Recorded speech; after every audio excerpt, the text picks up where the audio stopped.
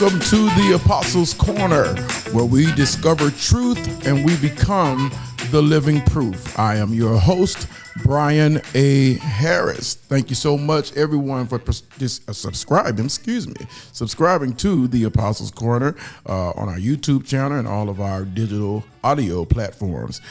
This is season 2 of the Apostles' Corner. So we're talking about life goals, and because we're talking about life goals, I have an amazing co-host today that's going to be joining us and has joined us.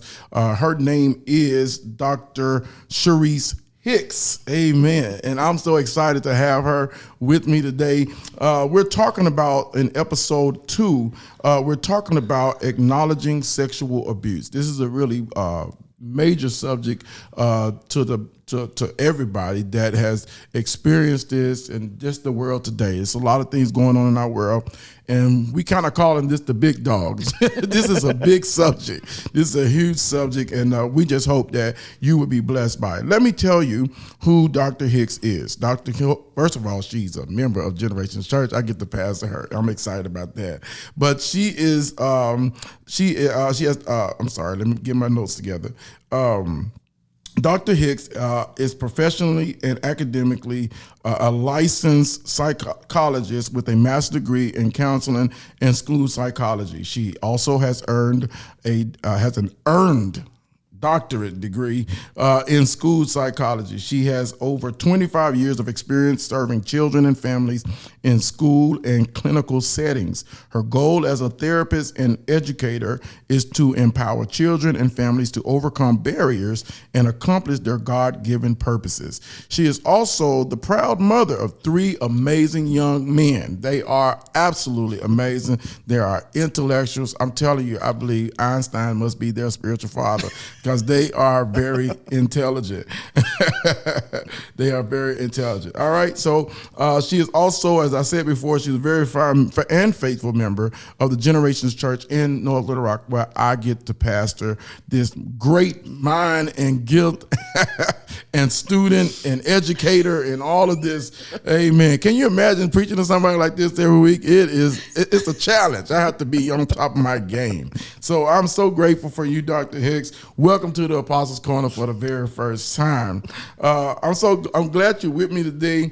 I know you're pumped and ready to go, and this is a subject that we have been talking about for a couple of weeks now. And y'all, you gotta get to know this lady. I love this platform because I get to present people to the literal world, and I'm telling you, she is a blessing, and I'm excited. Y'all see her? She's just full of life. I'm telling you, life goes, right?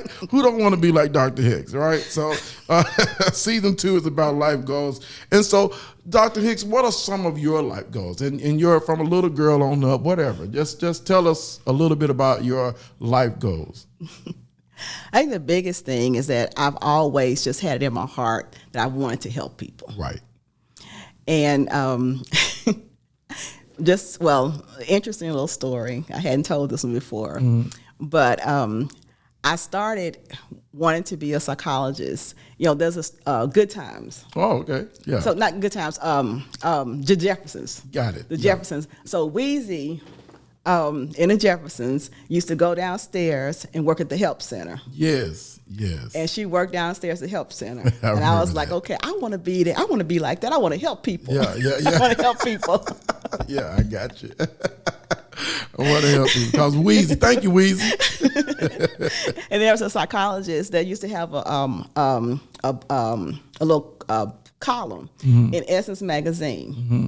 And I saw this as a black psychologist in Essence magazine, and I was like, "Wow, I want to be like that." Right. And so I just kind of had that desire. And I was like 16. I said, "I want to be a child psychologist." Mm-hmm.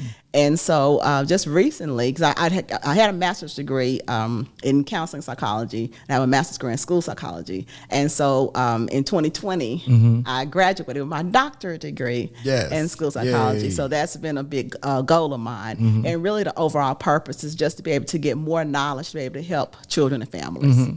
Wow, that's so amazing. And I'm telling y'all, she really is, she's on a mission. I'm telling you, she is really on a mission.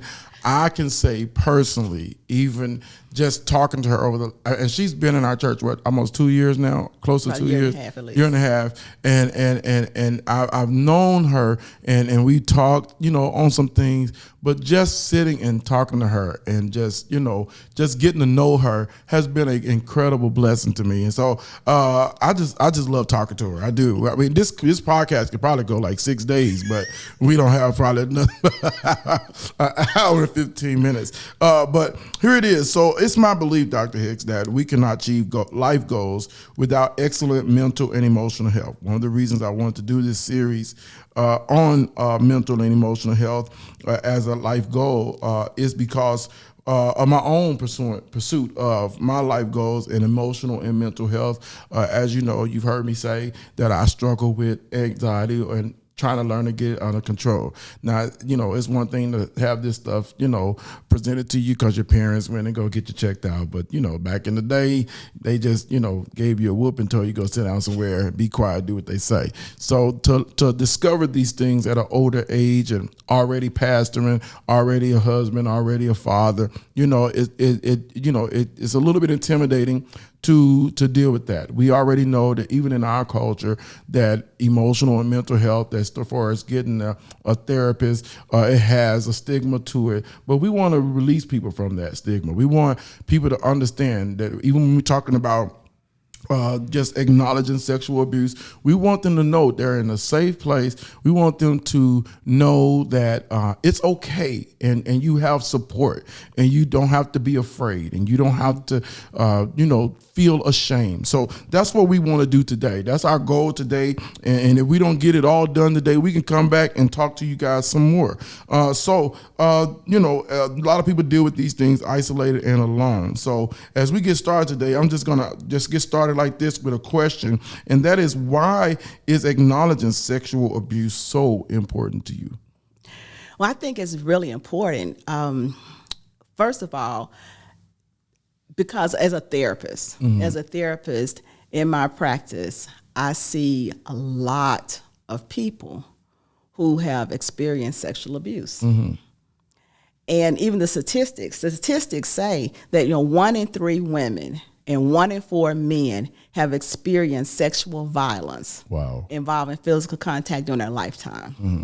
And so as I started looking at that, I'm like, wait a minute, 1 in 3 women, 1 in 4 men, these are people who are in our churches. Right, yeah. And the thing is that, first of all, I know coming up with, for me, that sex not even talked about in the church. Right, absolutely. It's not talked about. Yeah. So there's no permission to talk about sex. Yeah. So then sexual violence, that's a whole nother level of secrecy. Yeah, yeah. Basically told just not to do it. Like, right. You go to hell if you have sex before marriage. Yeah, that was the whole solution. Right. Yeah. And so the thing is that, okay, so I can't talk about sex. So then if I'm violated, who can I even talk to? Wow. So there's a whole nother shame and just embarrassment and secrecy that goes on with that. So my goal today is to be able to acknowledge it. Yeah. To say, hey, we know this happens. We care. Yeah. We see you. We see you. Yeah. We see you. And we want you to have a voice. Yes, absolutely. So that's what we're doing today, is starting a conversation to be able to say, okay, look, it's time to take the covers off. Yes. It's time to stop hiding, stop being ashamed. Yep. And let's just go ahead and say, this is what's going on. Yeah. And, my thought is that the church is a spiritual hospital. Yes, absolutely. And so, we're here to talk about life goals. We're here because we want everybody to be whole. Yes. All the way whole. All the way. Yeah. All the way whole. Spirit, soul, and body. Yes. Yeah. Yes. Yes. So, I'm excited just to even start the conversation. Yeah. Yeah. To start the conversation, say, okay, look, we know this is what's going on. Yeah. It's amazing because, like you said, this, you would think that, first of all, like you said, just sex in itself is not talking, you're not talked about at church. It's almost taboo, you almost are made to feel dirty or sinful to talk about it. But let's just clear the air. Sex was created by God, but in the right context. So in any sexual abuse is always going to start outside of context from Jump Street. So anything, and we all know, according to the scripture, that sex was created by God for the context of marriage. So when we start moving into the wrong areas, is when you start doing it outside of marriage. And then when, then some people, the reason why that happens is because something may have happened to them when they were younger, and so they just became they picked up some bad habits and started desiring some things that probably wasn't good for them at their age, but sexual experiences were exposed to them unwelcome, and so they just kind of got caught up. So what can we say to somebody who may be experiencing that kind of drive right now, but it kind of started when they were young? Like, you know what I'm saying? Like somebody may have opened themselves up, like, just say sometimes, you hear these little things and read articles where maybe a male maybe pulled out his penis to a young girl and then maybe tried to forced her into sex. So how do we have a conversation with someone like that that's struggling with that? Okay. Well, I want to back up just a little bit. Sure. And just kind of say, what sexual violence is. Yes. Oh, that's good. And so sexual violence is sexual activity that occurs without consent, and is not freely, and when consent is not freely given. Mm-hmm. And so first of all, so there are different types of sexual violence. Mm-hmm. So you have rape. And rape involves the penetration. Right. So it's completed or attempted forced penetration. Right. And that can be of a male or a female. Mm-hmm. That can be with a sex organ. Mm-hmm. It can be a body part or a foreign object. Right. Okay. And so you have sometimes you have someone who has been raped. Right. And that can occur at any age. Any age, yeah. So another statistic I want you to just kind of think about is that 1 in 4 males rape victims were raped for the first time between the ages of 11 and 17. Wow. And then you also have a lot of them that were actually raped before the age of 10. Wow. Then 1 in 8 females who are rape victims were raped before the age of 10. Wow. So, you were talking about how things can happen when someone's younger. Younger, yeah. And so what we're looking at is that, this is something that you're talking about someone being forced to do something without their consent. Right. And, this really came, at one point as a therapist, I worked mostly with adults. Mm-hmm. And so I was like, okay, these are adults. And so it happened when they were younger. Right. But then the last, about 2 years ago, I worked at the Child Advocacy Center. Mm-hmm. And then I realized, wait a minute, this is still going on. Yeah. It is very, very prevalent. Yeah. And so we're looking at, right now, you're looking at there are children. Yes. Males and females that are out there, being raped, forced to do things sexually. Wow. And so when you talk about that, it's very, very, very important to have the conversations about sex. Yeah. It's important to have conversations about body awareness and body protection. Mm-hmm. Just giving them, hey, your body belongs to you. Yeah. And, empowering. That's empowering someone. Yeah. I think I mean, honestly, I don't understand why this conversation hasn't happened before now in the way that we're having it, especially with the things that we hear that are happening in the church with youth pastors and even senior lead pastors, or leadership period in the church, in the music ministries and all these areas. And so it's while it is all of these things are happening in the church, when it comes to the church, we're silent. It's almost like we're in compliance. We're in agreement that this is okay. Mm-hmm. Yet you got in the Southern Baptist Church convention, they're releasing over 700 names of pastors in their convention who are being accused of sexual abuse. Yet this is the one conversation nobody wants to have. Yet it's probably the one thing that is keeping people from trusting God, trusting church, trusting leadership, and all of this. So we need this conversation. We need people to understand it really is okay. Your pain has been validated at this point, but we don't want you to stay there. We want you to be able to have a whole and complete life. So what do you say? What do you say to a parent who is experiencing this? What do you say to a parent who may be struggling with hearing this information from their child or from another source who has been violated? One thing, I know it can be challenging. It can be challenging because, the first thing is to be able to listen and to be able to validate it. Right. Just to be able to say, I hear you, I understand what you're saying, I care. And there are tons of resources. There are tons of resources, being able to, if you hear of sexual abuse, sexual violence, we have the child abuse hotline. Okay, yeah. The child abuse hotline. So that's one thing. And then that way they can actually get some help. The child can get some help. And that we have advocacy centers where they can go to get their forensic interviews and to get therapy services. There are definitely therapy services available, for children and for families, who are experiencing this. Yeah. And you were just talking about, parents who have had children who have experienced sexual abuse. So one of the things I want you to think to look at is that there can also be signs. And so sometimes if a child has experienced sexual abuse, sometimes there might be regression back to earlier developmental stages like bedwetting. Sometimes they might, this is like children under 6. So bedwetting, forgetting how, or being unable to talk.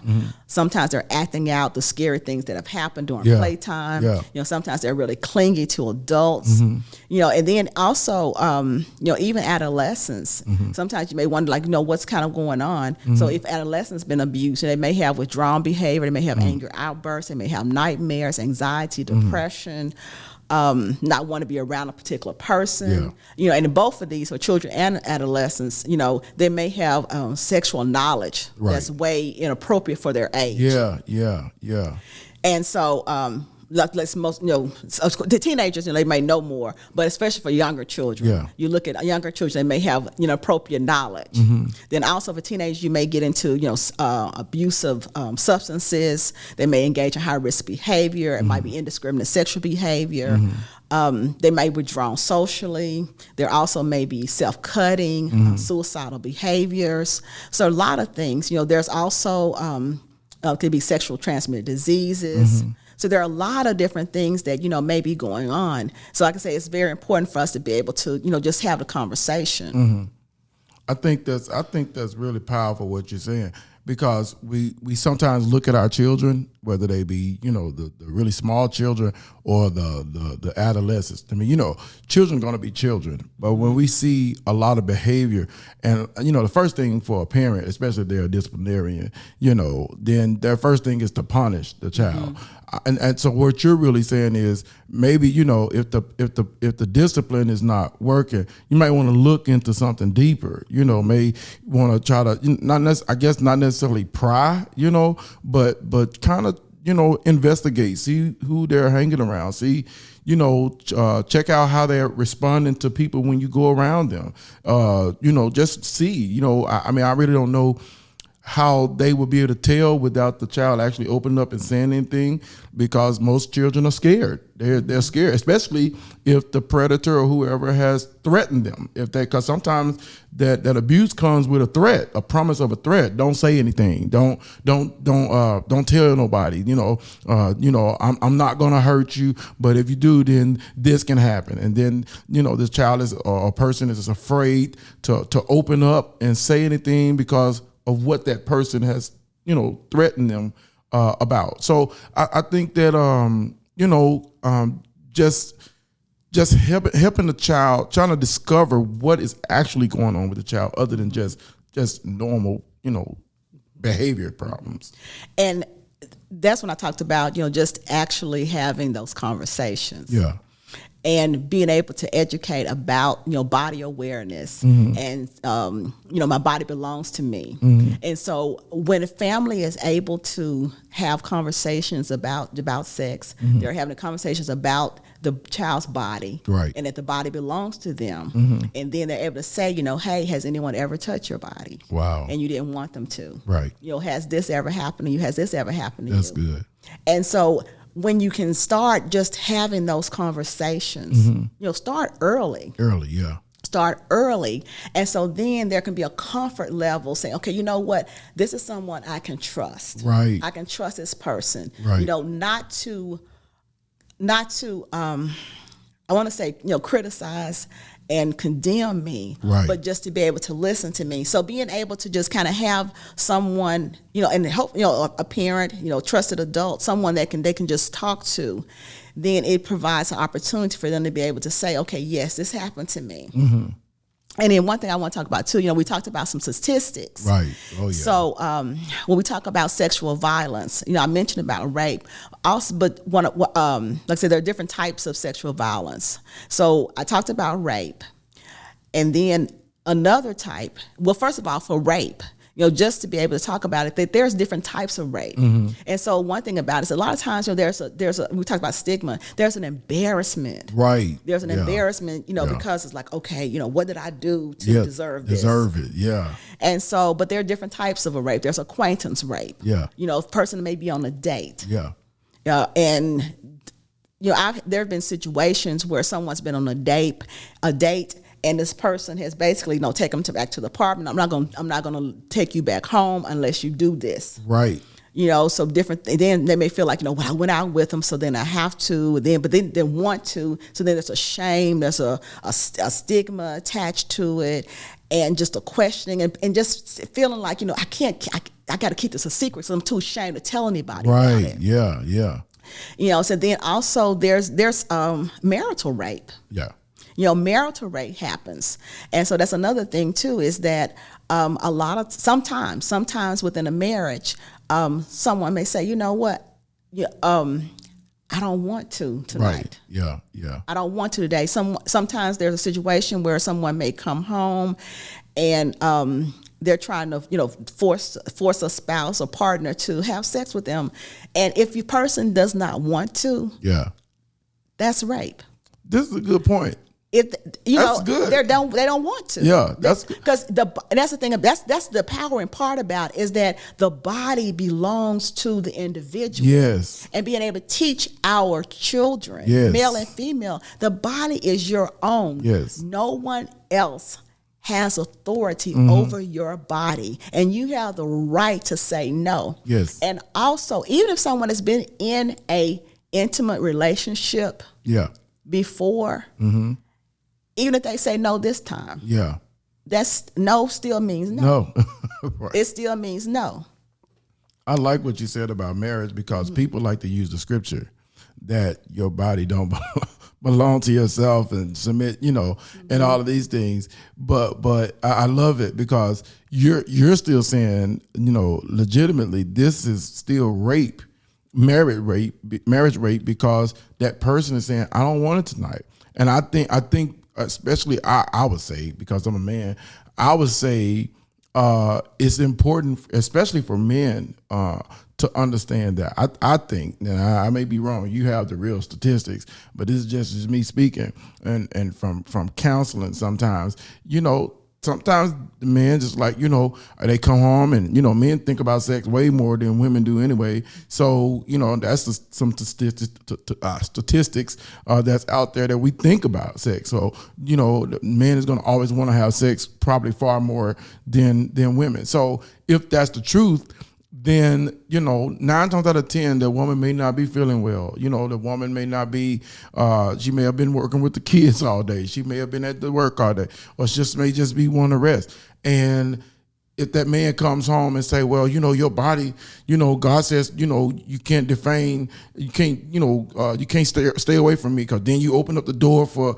other spirits to come in our marriage. You see what I'm saying? Like, I've heard a lot of things, even from church and even from the pulpit. This has been taught in churches. Now, we won't tell them to not, talk about sex in a way that keep people from being abused, but we'll tell people from the pulpit that, hey, it's okay, if you want to go home, and woman, you got to open up to them, because that you're supposed to have sex with your husband, and it's the truth, you're supposed to have it. But that woman saying no, you're saying that, hey, you may not want to listen to the preacher right there. Well, there are situations where a woman is forced. Yes. They're forced. Yeah. Oftentimes, there's a domestic violence situation as well. So you may have someone that's abusive. They may be physically abusive, and often they're sexually abusive. And so that's what I'm talking about.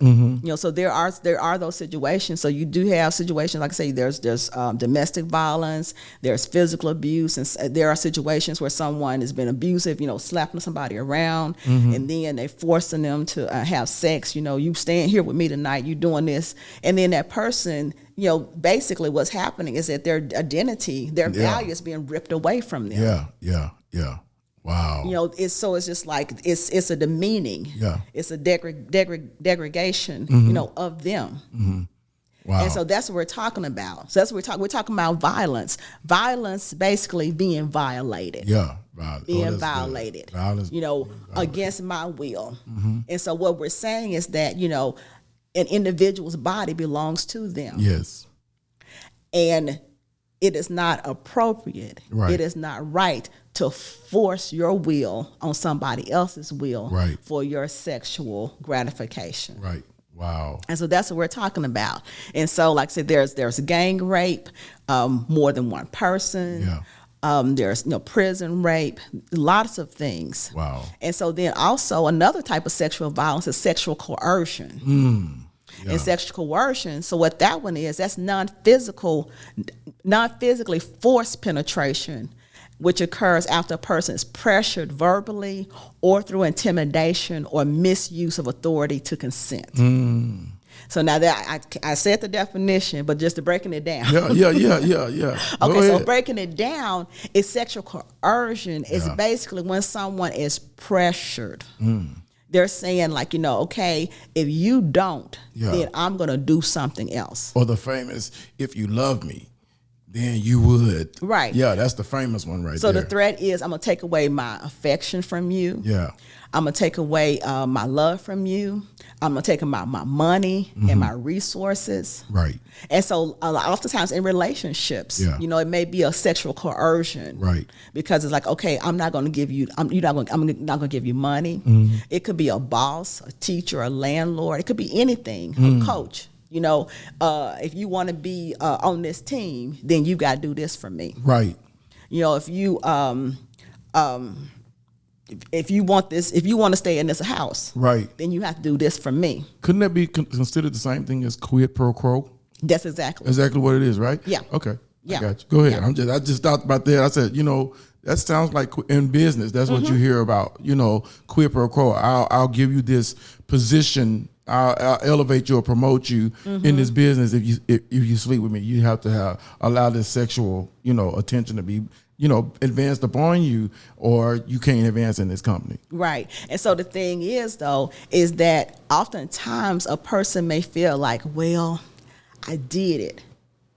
So there's a shame there. There's an embarrassment there, and there's a pain there. Yeah. But they're not able to talk about it because they feel too ashamed and too guilty and say, well, if you go to somebody, they'll say, well, you should have done something. Right. You should have said something. Wow, come on. And so nobody's understanding. And so that's what we're talking about, giving a person a chance to have the words to say, this is what happened to me. Yeah, yeah. And I didn't want it. Yep. I was pressured.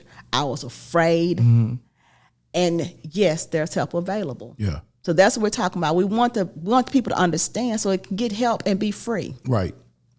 And so another type of sexual violence is unwanted sexual contact. Unwanted sexual contact, that's intentional touching of a person, direct or on top of the clothing, underneath the clothing. So that could be somebody, coming up to you, rubbing the hands, touching your breast, touching your bottom, between your legs, all those things like that. It's like, okay, kissing in the mouth, touching, fondling, all that kind of, all of that. That's unwanted sexual contact. Right, right. And so, all of this, a person, and that's what I say, that's why it's important to be able to say, okay, for people to understand, my body belongs to me. Yeah. And it's okay to say, no, this is not right. And sometimes we don't get that message because we don't have those conversations. Right, come on. That's it. We don't have the conversations. Yeah. So a person may just end up thinking that, well, you're my boyfriend, or you're this male, or you're this female. Right. So I have to do this. Right. Or you have the right to do this to me. Yeah. So being able to talk about it. Yeah, that's that education just, brings illumination that, hey, these are my rights. Yes. And I think sometimes if you put, a person that's in an abusive situation, if they just understood, if they would tell that to their predator, if they would just say, this is my right, this is what I know, I think, I'm not sure, it depends on how aggressive that person may be, but I think if they just start popping off some of the things that they know that their rights are, like, this is my body, this is the part where you can go to jail for this, or what I'm saying, I'll report you, and I really won't, I won't have a problem with this.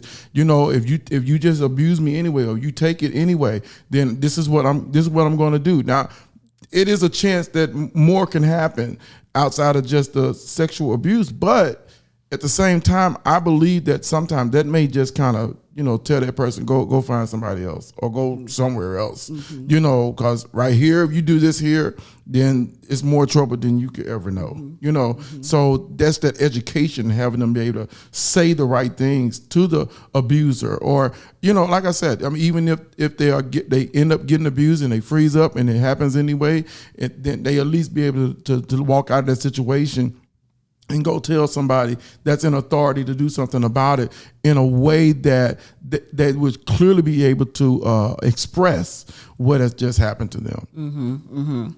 And so being able to have the words. Yeah. Being able to have the words and to understand. And so the more we can talk about, especially even with our younger children, being able to talk about these type of things, explaining how the body belongs to them. Even as our young men and young women are growing up, being able to talk to them and say, this is what this is, and this is not okay. It's not okay if someone does this to you, right? No matter who it is, right? Wow. And so that's another thing too. I want to kind of go back to is perpetrators. Yes. So who are the people that are doing these type of things? That's good. And so it can be an intimate partner. Like we talked about the spouse, the boyfriend, the girlfriend, the partner. It can be a person of authority, the teacher, the coach, the clergy. Right. That happens. Right. It can be a friend or acquaintance, and it also can be a family member.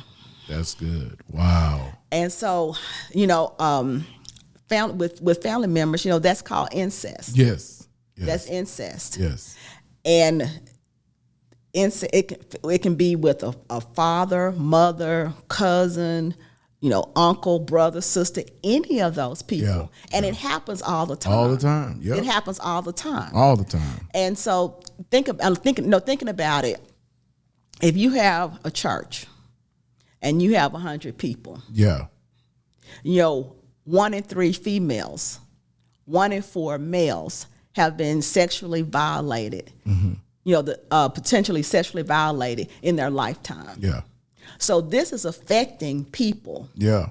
And so the thing is that a lot of times it's just taboo. We don't talk about it. Yeah. So they're secrets. So it's just perpetuated just across the different generations. Yeah, that family piece is really difficult because, man, I mean, you have a perpetrator in your family. You know, that could be a father, that could even be a mother, that could be an auntie, uncle, cousin, whatever the case may be. Now, there's a whole nother dynamic that comes with that, you know, because now you're exposing something, especially if you're one of those families that, you know, we talked about the phrase, what goes on in this house stays in this house. You know, you start dealing with that, and that's, you've been groomed to believe that what goes on in this house stays in this house. I mean, how do I tell on my dad? How do I tell on my mother? How do I tell on my cousin? How do we, and if we're going to deal with this, how do we deal with this as a family? You know, I mean, if my cousin came over to my house and violated me, then my mother don't believe in that. And then I, you know, tell a reporter, then what happens to my mother and her family? You know, if this came from on her side or if it came on her father's side, what happens to that relationship? So that child or that whoever is struggling with, am I about to mess up the family? Am I, you know? And then, you know, the question for me, and I don't know, you know, this stuff you want me to ask, but I would say this: is the family worth messing up over this? So a couple things that you mentioned is that one is that we talked about, you know, just basically the incest and also just reporting, period. And so how that can definitely, so some of the reasons people don't report is one, you know, fear of retaliation, then also fear of ruining a family. Yeah. A fear of not being believed. Yes. So not being believed. And then also, you know, is this going to affect the family? You know, is it going to cause the family to split up? You know, and then the feeling of responsibility. So if daddy did it and I tell mama, is mama going to believe me? Right. Also, is that going to cause the family to break up? Are my sisters and brothers going to be mad at me? You know, is everybody going to be mad at me? Are they going to talk about me? You know, are they going to look at me and say it was my fault? Yeah. So there's so many things. Yeah, that's a lot. There's so many things. And so that's the thing about it too, is that, you know, we have people that are still carrying those burdens. Yes, you're still carrying the burdens because you're so afraid. Yeah. And it's like, oh, so then sometimes, you know, may not even say anything because it's like, okay, you know what?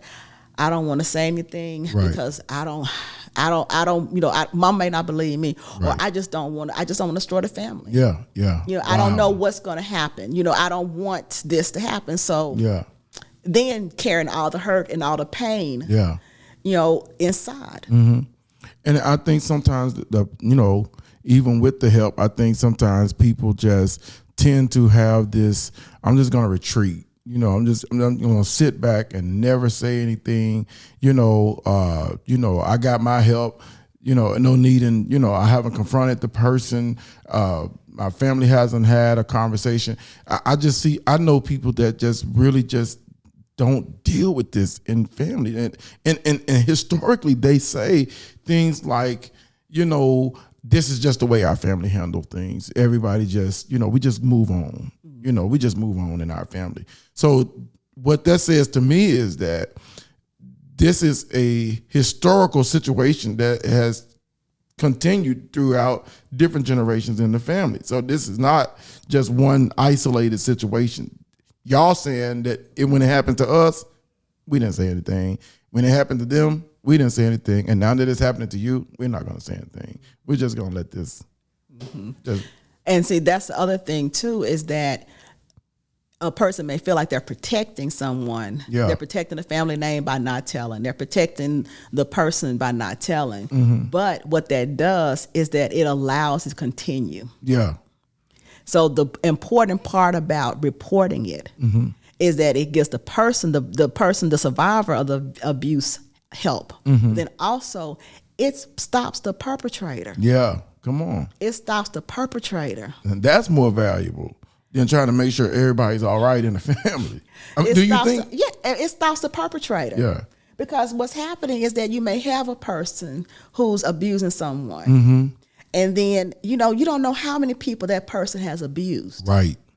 And then the effects it has on the other survivors, on the ones that's been victimized. Yeah. And then if nobody's acknowledging and nobody's getting any help, then you have people that are just suffering. Yeah. Just suffering. And sometimes generations of people that's just suffering. So like if it's on the female side, you can easily see how it's affected many of the females on that side of your family. Everybody's got this story, and every now and then we may allude to it, and we're like, no, girl, we ain't gonna say nothing. You know how they act when we start talking like this, and everybody just shut up when the certain people come in the room, or whatever the case may be. But it this really uncle needs or this cousin, or it could be male or female. It doesn't matter. It's true. But this thing, well, I heard about this, I heard about that. That's why we're talking about it. It's time to speak up. It's time to speak up. And we're talking about this. We want to give you an opportunity to take authority. And take control of the situation. Say, okay, you know what? I've carried this around. And it's time to release it. It's time to let it go. It's time to stop the secrecy. Because oftentimes it's still going on. Wow. It's still going on. Wow.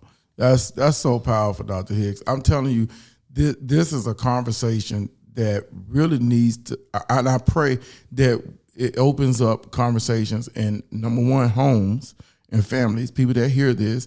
And even if they've dealt with it before, make sure you got the residue out. Have the conversation again, and then proactively deal with it with other family members.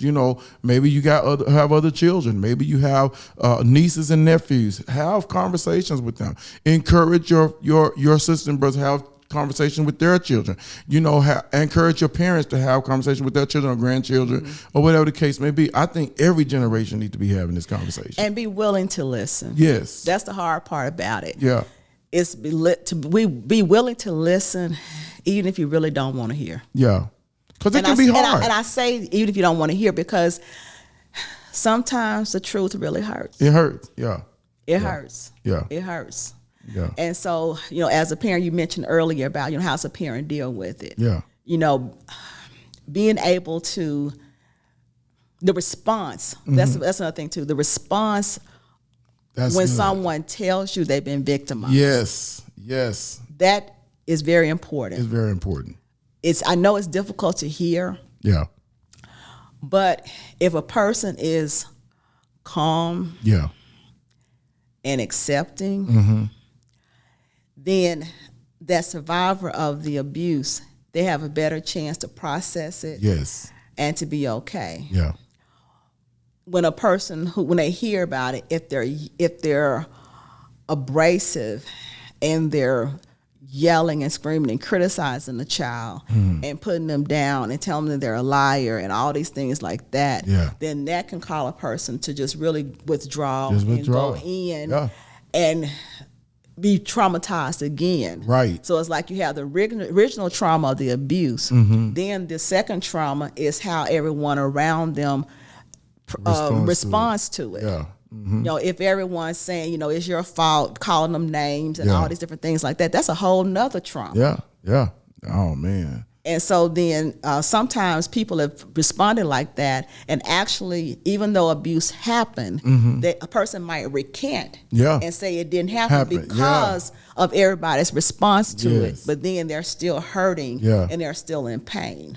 And even if they try to go on with their life goals, they can achieve great things. These people can achieve great things. They can have, money. They can have houses, cars, take great vacations, excel in business or in their careers, and still be living with this wound in their heart. Like with all of that stuff that they have achieved and they have, it doesn't make their life better. It on one hand it does. They're not struggling financially or whatever, and they have maybe notoriety on their job or in their career, but when they look at themselves in the mirror and they don't like themselves, that's a problem. That's a problem. And if nobody will hear them, they feel like they don't have a safe place to say that. I'm telling you, I really want people to be able to have a place where they can open up, because no matter what you've achieved and no matter how much you have gained from all that you have done and made your life better in one area, you yourself are never going to get better until you get past and beyond this point. And there's only one way to get past it, and it's not to ignore it. It's not to act like it didn't happen. And I don't care who made you feel bad about it. I still say go back and revisit this and dig this stuff up so you can heal. I just feel like that. Yeah. And there's therapy available. That's what we're talking about. There is therapy available. And so there's different types of therapy. Trauma-focused cognitive behavior therapy, there's cognitive processing therapy, there's eye movement desensitization, reprocessing therapy. There's a lot of different evidence-based therapies where people can get help. And even for the younger children, there's another therapy called child-parent psychotherapy. That's for even the little bitty ones up to age 5. So you still have therapy available for all ages to be able to heal and to be able to move on.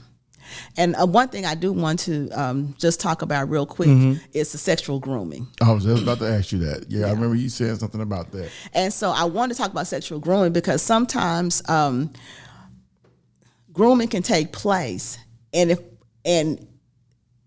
it's important to be able to know the steps and stages of it, to be able to recognize it. Because we're talking about being able to educate people and to be aware of things, to be able to protect them from it. So we need to be able to understand what sexual grooming is. So sexual grooming is basically when someone prepares a person for violation, basically. Yeah.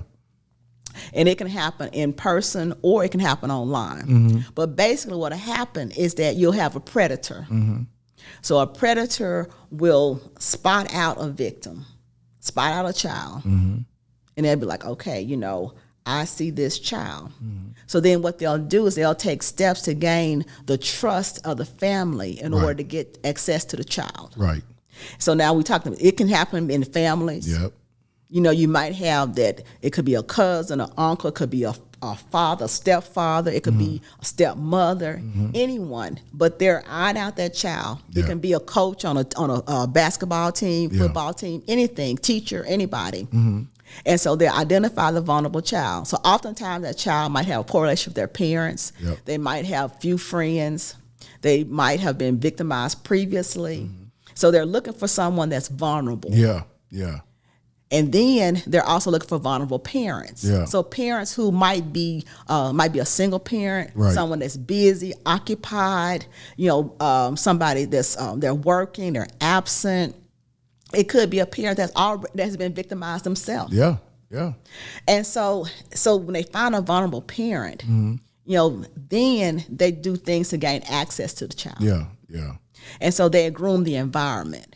And the way to do that is that they just kind of find a way to just, integrate themselves into the family, into the community. And so they're gaining the trust of the adults. Yeah, they're becoming the community hero. Or the family hero. Or if it's a family member, if it's that cousin want to always come over and they want to play basketball, with this child. Right. And they take them out, to the store and they do special things with them. Yeah.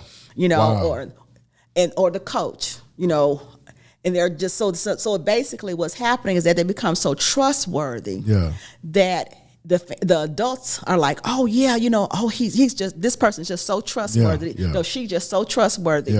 And so basically it's like if an allegation came up against them, nobody believed it. Because they build this reputation up. And then sometimes they'll even really do things to encourage the parent or the caretaker to really cause them some drama. They may get them involved in substance abuse, or just different things to cause them to be disturbed or disengaged, so that they're not even aware or attentive of what's going on with their child. Right. It could. So if you had a family situation, let's just say it might be a partner that's abusing a child, then they may create some kind of chaos with the partner, so that the partner is so depressed and so distressed and confused about just life stuff that they're over here victimizing a child. Yeah. So lots of different things, different situations can go on. So that number one goal is, let me remove any threat or questions about myself. So I want to be so great in your eyes that you can't see anything wrong with me. And like you said,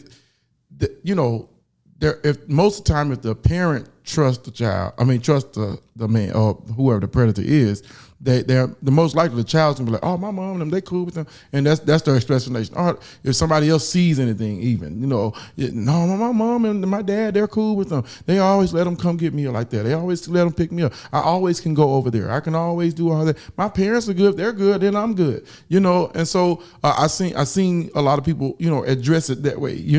Instead of just listening to someone who may see predatory behavior or something that just simply don't look right. Just at the end of the day, there's no need for a grown man that's not a father or, not a family member even, picking up some little girl on a regular basis.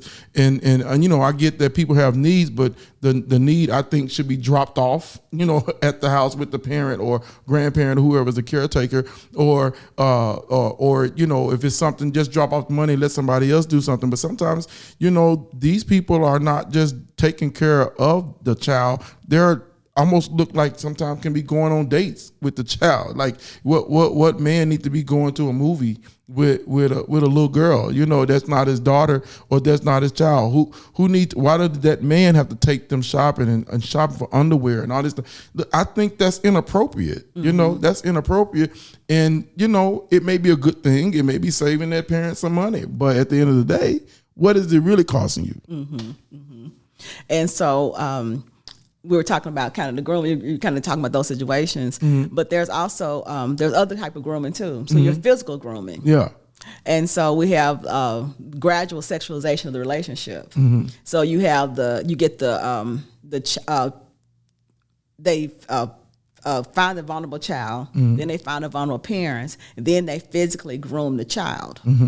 And so with that, they provide, they may give them like a little bit of sex education, well, you can do this, you can do that, just different things. Sometimes. Hey, what's up, everybody? This is your podcast host, Brian A. Harris. Listen, I'm so sorry that this video interrupted or stopped right at the end of the conversation. We were not talking very much longer than this, but there's at least 20 minutes that you may be missing in this wonderful conversation and interview with Dr. Sherese Hicks. Hey, listen, we did not know that the card ran out of space, and we did not hear any interruption in our conversation. We continued to speak with thinking that the video was recording, but apparently it stopped. And so in the editing process, that's when we found out that the total video was not there. So you're only missing about 20 minutes of the conversation. But what I want to encourage you to do, that we still have the audio version available. So you can go to Apple, Stitcher, Google Podcasts. You can go to Spotify, Anchor, just all of those digital outlets and much more. I just don't really promote the other ones, but there are many other ones that we are on. And so I want you to go and just, if you want to finish listening to it in totality, I believe Dr. Hicks gave some rich information, and this conversation was extremely amazing. So I want you to go out and just finish listening to it right on all of those audio platforms. So thank you so much. I apologize. Next week, we'll make sure that we have enough space and do what we have to do to make sure that everything is running smooth. All right. God bless you guys. See you next week on the Apostles Corner.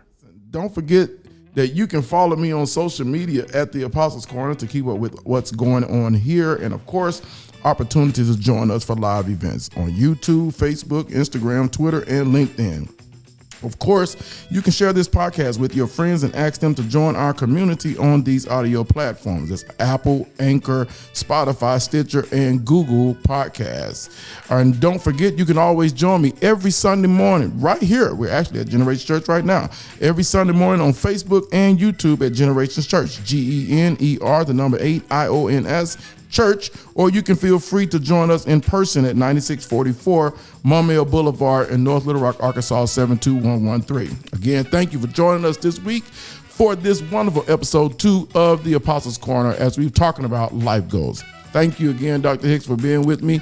Can't wait to have her back, y'all. Y'all got to write me. Tell me y'all want her back. All right. God bless y'all. Y'all have a good one.